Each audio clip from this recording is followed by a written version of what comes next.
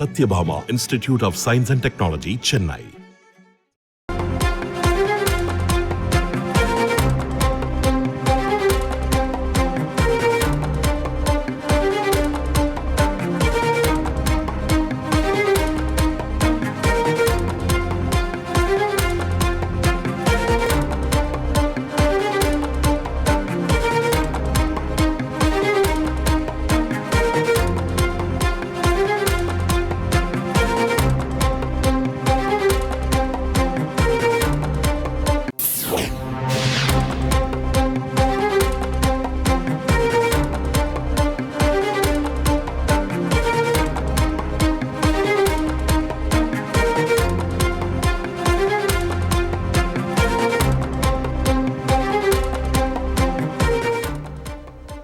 மீண்டும் பாஜக ஏன் ஆட்சிக்கு வரக்கூடாது?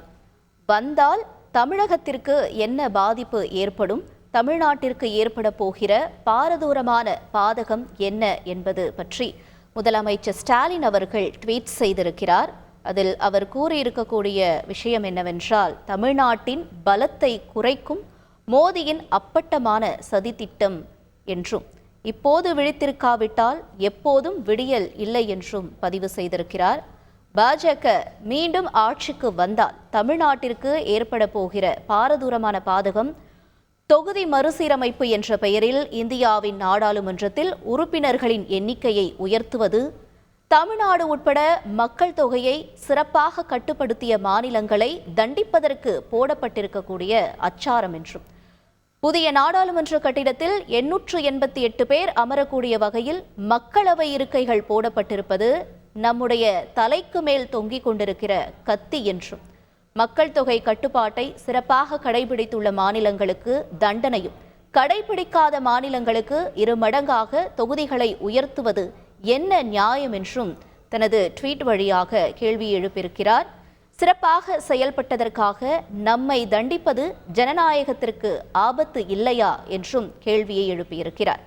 தமிழ்நாட்டின் கோரிக்கைகளை, உரிமை குரலை இப்போதே மோடி அரசு மதிப்பதில்லை. அடிப்படை உரிமைகளுக்கு கூட உச்சநீதிமன்றத்தை ஒவ்வொரு முறையும் நாம் நாடும் நிலைக்கு தள்ளப்படுகிறோம் என்றும் உள்ளிட்ட பல்வேறு கருத்துக்களை தனது ட்வீட் வாயிலாக முதலமைச்சர் ஸ்டாலின் அவர்கள் பதிவு செய்திருக்கிறார். அது தொடர்பான முக்கிய செய்தியை நாம் பார்த்து கொண்டிருக்கிறோம். Satyabhama Institute of Science and Technology, Chennai.